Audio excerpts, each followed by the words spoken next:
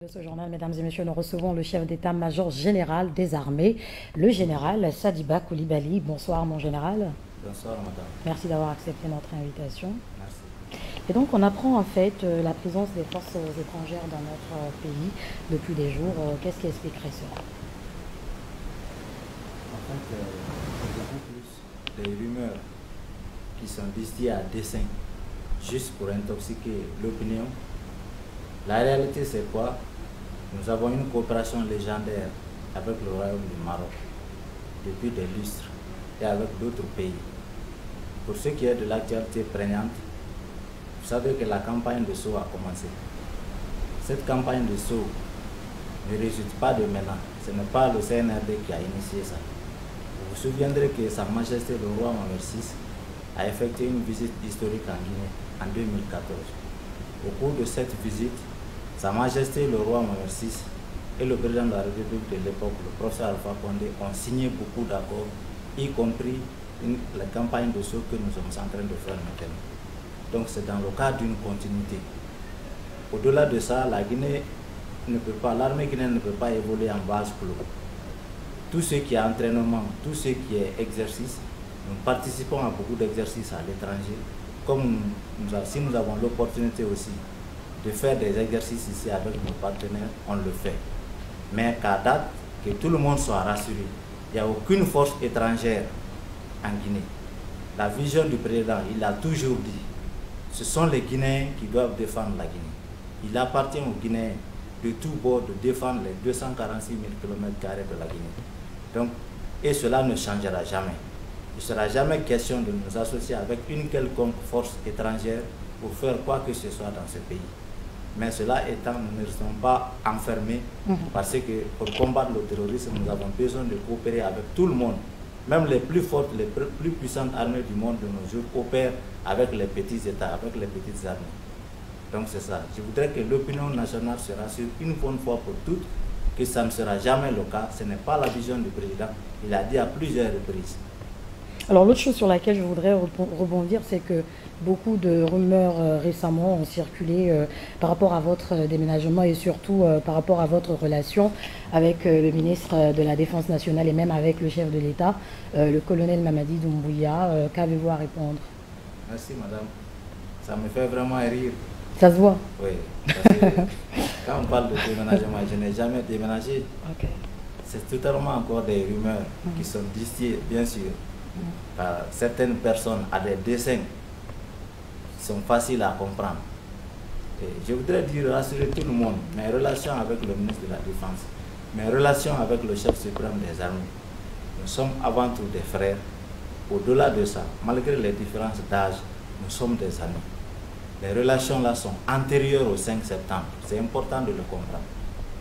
Mieux, la complexité des enjeux du moment ne peut pas nous permettre à ce qu'on se prête à ce luxe inutile. Il y a tellement de choses à faire pour cette armée qui a beaucoup perdu en capacité opérationnelle qu'on ne saurait se permettre de se distraire par autre chose.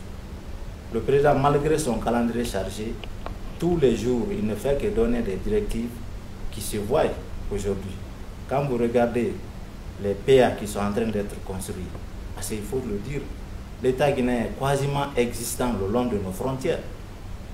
Et quand vous regardez, par exemple, juste à titre d'illustration, quand vous partez en Mundigila, vous regardez au-delà de la borne, quand vous voyez l'impressionnante infrastructure qui a été bâtie par la Côte d'Ivoire pour ces hommes, et côté guinéen, il n'y a rien. C'est le géant en face du néant. La même chose est visible sur toutes les frontières. C'est pourquoi le président m'a instruit avec le ministre de la Défense nationale d'aller voir les réalités.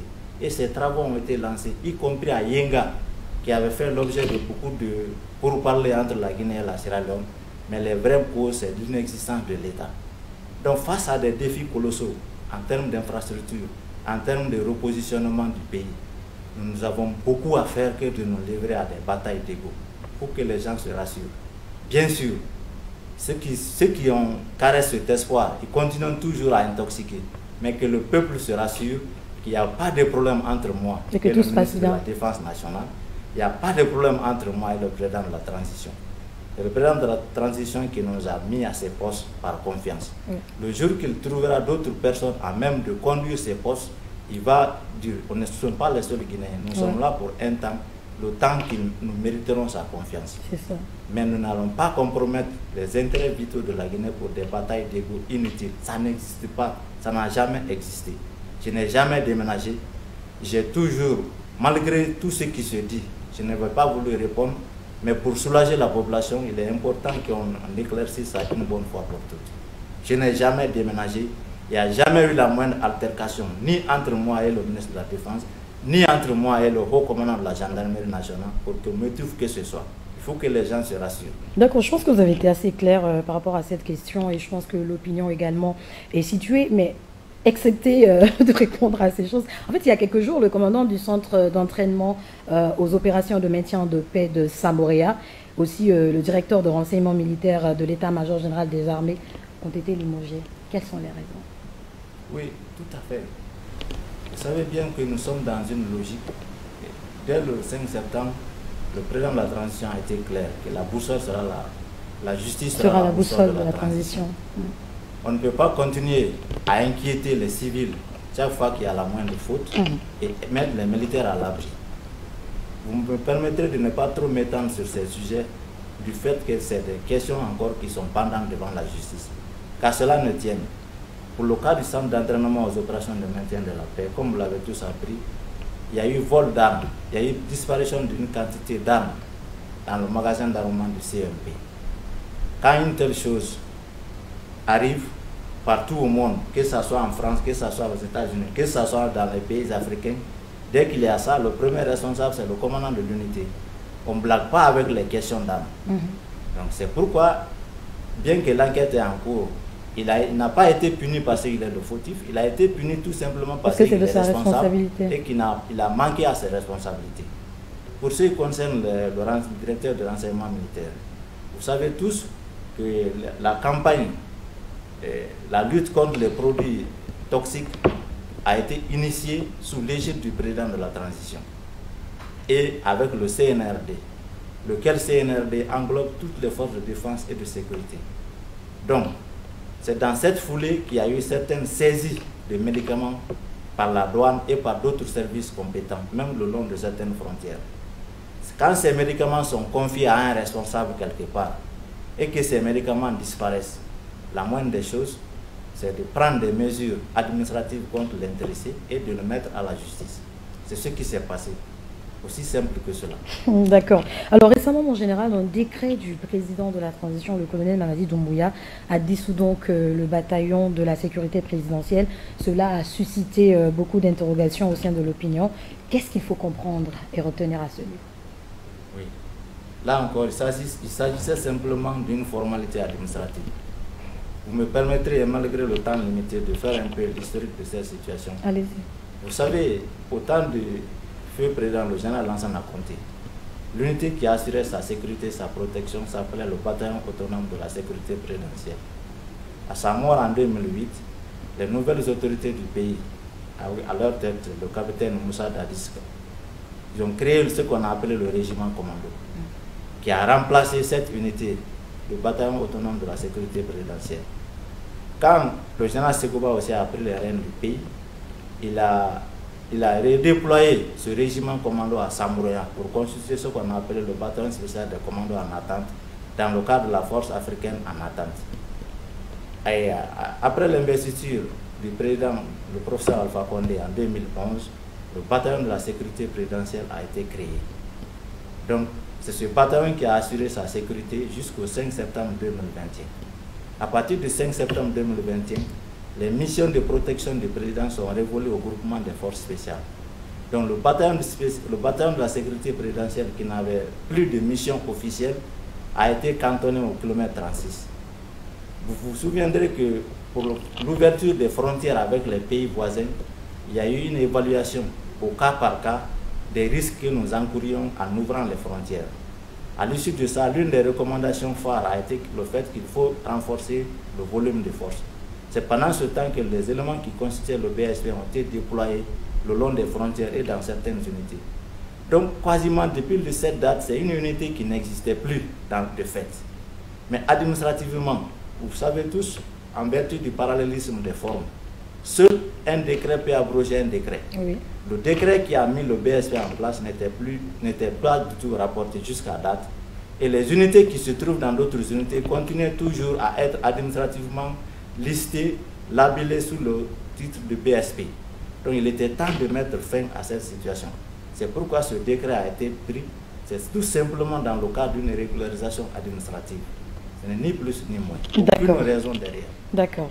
Et peut-être, enfin, depuis l'avènement en fait du CNRD au pouvoir le 5 septembre, plusieurs chantiers justement sont ouverts dans les garnisons militaires. Quel est l'état en fait de lieu aujourd'hui? Oui. Beaucoup de chantiers ont été ouverts, d'autres le seront encore. Et on est heureux de constater que ces chantiers évoluent vraiment grâce à l'implication personnelle du chef de l'État et grâce au suivi méticuleux du ministre de la Défense nationale qui ne ménage aucun effort pour mettre les moyens à temps. Il y a beaucoup de compagnies d'infanterie qui n'étaient pas construites. Les constructions ont commencé, les travaux sont même très avancés. Je vous ai parlé tout de suite de la problématique de la sécurisation de nos frontières. Je vous donne un exemple, madame. En Zor, dans l'Ola, quand une délégation guinéenne se rendait là-bas en visite, elle était obligée de traverser la frontière pour aller être reçue du côté des Ivoiriens. Quand il pleuvait, nos hommes étaient obligés de quitter les positions là pour aller s'abriter chez les autres. Dans ces conditions, comment nous pouvons défendre notre pays? Lors de ma tournée, partout où je suis passé, même à Bundulengi, dans tous les villages, la seule requête que les gens demandaient, s'il vous plaît, faites un effort pour vos hommes qui sont là. C'était l'interpellation vraiment poignante et c'est pourquoi des efforts colossaux ont été consentis. Le président de la transition a prélevé même sur son budget de souveraineté pour que ces positions-là soient réhabilitées, soient construites le plus rapidement que possible. Parce que n'oublions pas que la question des frontières fait partie des enjeux futurs. Aujourd'hui, bien sûr, la plupart des États sont absorbés par les questions de politique interne. Mais tôt ou tard, ces questions de frontières vont se poser. Et en ce moment, si on ne dispose rien sur place qui nous permet quand même de défendre, de sécuriser nos 246 000 km², ça sera vraiment des casse-têtes. Donc il faut anticiper sur ça en prenant les bonnes décisions aujourd'hui.